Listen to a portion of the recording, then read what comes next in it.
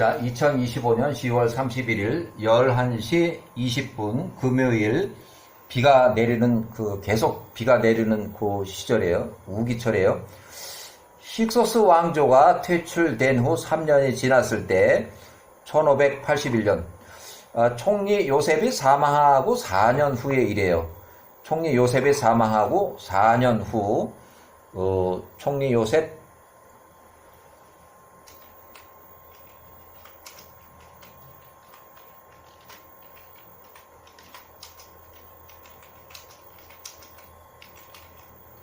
총리 요셉이 110세로 사망하고 4년, 힉소스 왕조가 퇴출된 후 3년, 1581년, 야사렛의 61장 6절. 그때에 에서의 손자 스보가 탈주를 해가지고 요셉이 110세로 사망하고 나서 탈출해서 스보가 71세가 됐을 때 그때 매일 앵기스로 하여금 야곱의 아들들과 전쟁하자고 유혹을 해서 보복전쟁을 도모하였다. 1581년. 자, 야사렛 61장 7절 1580년 얼마간 시간이 지나서 앵기스가 에서 손자 스보의 말을 듣고 애굽에 있는 야곱의 아들들과 싸우러 나가자는 그 의견에 동의하였다. 앵기스가 그의 모든 백성들을 모으니 바닷가 위에 모래처럼 많은 백성의 수가 많았다. 이에 앵기스가 그가 애굽으로 싸우러 갈 그의 결심을 굳혔다. 1596년 이제 발람의 출생을 이제 여기 기록했는데 발람이 마수사 볼의 아들 발람이 1596년에 출생을 했고 요셉 사망하기 11년 전 마수사 볼의 아들 발람이 출생했다. 그래서 힉소스 왕조 퇴출 3년 후에 1581년 야사렛 61장 이제 75년 되는 해,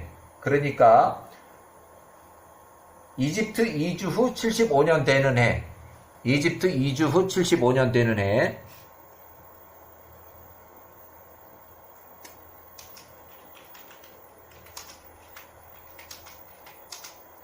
이집트 이주 후 75년 되는 해, 그러니까 1581년 발람 15세 발람이 나이 15살이에요. 나이를 계산하는 기준이 되는 시기에 요때가 발람의 나이를 계산해 요때를 기준해서 발람이 몇 살 이렇게 계산을 했어요. 자, 야사렛 61장 8절 야사렛 61장 8절 앵기스의 종들 가운데 15살 된 젊은이가 있었으니 그의 이름은 발람 15살 1581년 기준 마술사 볼의 아들이었다. 그 젊은이가 매우 영리하고 마법의 기술을 알고 있었다.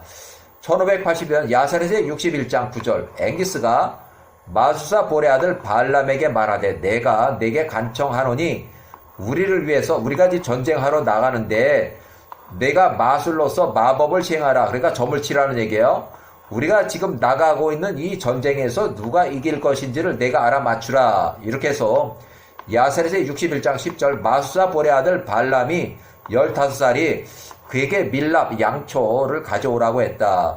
그가 그것으로 앵기스의 군대와 애굽의 군대를 나타내는 전차들과 기병들의 모양을 만들었다. 그가 이미 그의 점치는 방식으로 교묘하게 준비한 물 위에 그것들을 이제 띄워놓았다. 그가 도금낭, 멋들 도난가의 식물, 그 예루살렘에서 자라는 그 풀들의 가지를 그의 손에 잡고 그가 술책을 시행하며 그가 그것들을 물 위에서 합쳤다. 이에 앵기스의 군대들처럼 생긴 것들이 애굽인들과 야곱의 아들들의 형상처럼 생긴 것들 앞에서 엎어지듯 꼬꾸라지더라. 이렇게 해서 자, 야사렛 61장 11절 이에 마술사 볼의 아들 발람이 앵기스에게 보고하되 이 일 점괘의 패전으로 나타난 것을 보고하니까 앵기스가 실망하여 스보가 전쟁을 도모하는 그 무리한 전쟁을 위해서 애굽으로 내려가기 위해서 자신을 무장하지 않고 그 성읍에 머물렀다. 무리한 전쟁 도발을 포기했다는 얘기예요.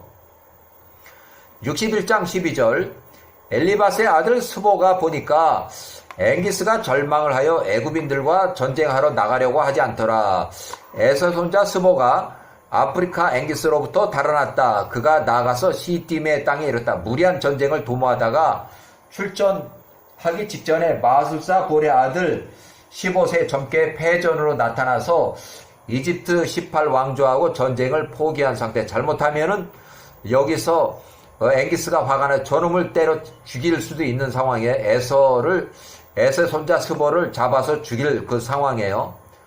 자, 야셀의 책에 61장 13절 시팀의 모든 백성들이 그를 스보를 존귀 여기며 영접했다. 그들이 그 에서의 손자 스보를 71세를 그들이 전투에서 언제나 돈을 주고 고용을 했다. 에서의 손자 스보가 그때 매우 대리전쟁으로 해서 아주 부자 돈이 많았고 아프리카 통짜 왕의 군대들이 여전히 그들 스스로 그 시대에 널리 이렇게 퍼져 있어요. 이제 여기저기 있으면서 약탈을 하고 하는 거예요. 시팀의 자손들이 집결하여 꾸뿌디아 산으로 갔다. 그는 아프리카 앵기스 통짜 왕의 군대들이 그들을 향하여 그러니까 약탈하러 시팀으로 오는데 이 시팀의 그 사람들이 이제 돈을 주고 에서의 손자 스보를 고용해서 이 대리전쟁으로 해서 아프리카 앵기스의 군대들하고 전쟁을 하는 거예요. 그래서 어느 날 이렇게 해서 스보에 대한 얘기를 쭉 이렇게 해놨고 이렇게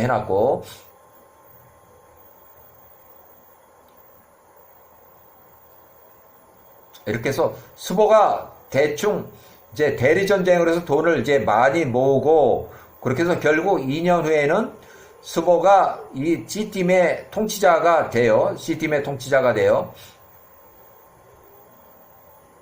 자, 1579년에 자, 야셀의 책 61장 23절 해가 흘렀으나 아프리카의 군대들이 평상시처럼 계속 C팀의 땅으로 약탈하기 위해서 나왔다. 엘리바스의 아들 스보가 73세요. 이때는 1579년 C팀의 통치자로 이제 요때 이제 하게 이제 되는데 C팀의 통치자가 되기 직전에 그들이 보고를 듣고 그가 그들에 관한 명령을 내리고 그들과 싸웠다.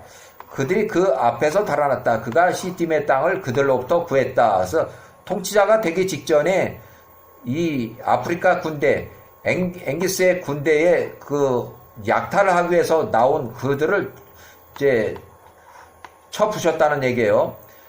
야셀의 61장 24절 C팀의 자손들이 에서의 손자 스보의 용맹함을 보았다. 이에 C팀의 자손들이 에서의 손자 스보를 그들의 통치자로 1579년부터 1529년까지 59년 동안 123세 통치자로 통치하게 결의를 하였다.